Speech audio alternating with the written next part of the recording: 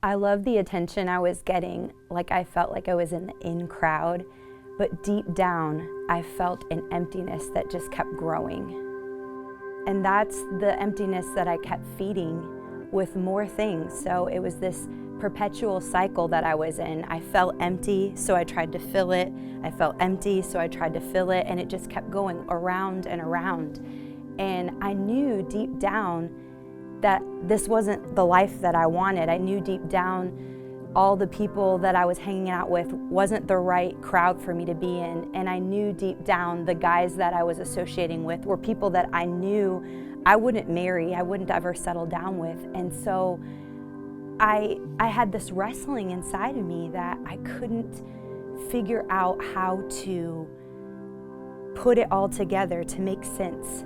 And so I would go and hang out, and I would party, and I would do the things that I thought was fun, which it was for the season I was in. It was fun.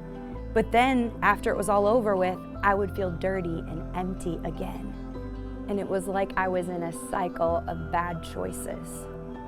I desired to be seen, to be known, really for a guy to think I was pretty, to get that attention. That was my innermost desire, was to be seen. I knew that God would probably forgive me, but I didn't know if I could forgive myself.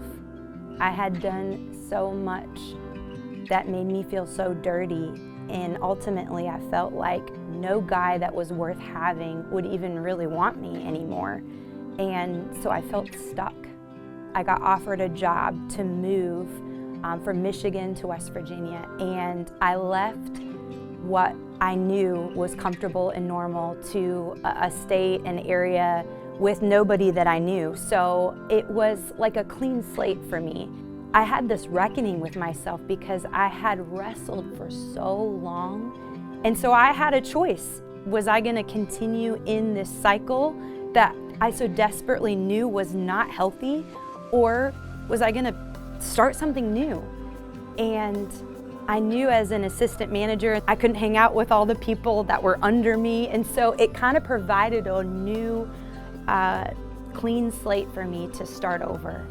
And I took that opportunity. I took the opportunity to just wipe everything away. And I knew that if I was gonna do this, I needed to surround myself with people that were gonna encourage me, that were gonna love me for who I was, and that were gonna surround me in a good environment. And so I started church shopping, and I found a good, healthy church that just loved me, and a community of people that had a past like me, but also just wanted more of Jesus. And I knew deep down that's who I needed. That's who was gonna fix that cycle that I had put myself in. That's who was gonna fix all those bad mistakes. Now, don't get me wrong, life is hard.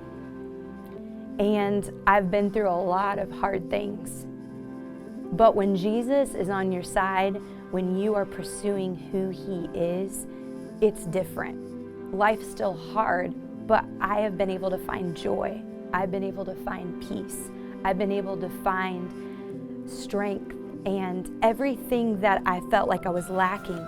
You don't have to prove yourself to fit in with Jesus. He accepts you right where you're at, with all your mess, all the mistakes, all the past that sometimes seems to haunt you. The redemption I found in Jesus compares to nothing else. See, I didn't deserve a second chance. I walked away from Him, but He continued to pursue me, and that wrecks me every single time. It brings tears to my eyes to think that He pursued me when I chose to leave Him. And through His pursuing, I found His love, the true love of Jesus that changes everything, because once you encounter the true love of the Lord, nothing is the same. And that's what I encountered with Jesus. I encountered that redemption that wipes everything clean, like that past never existed.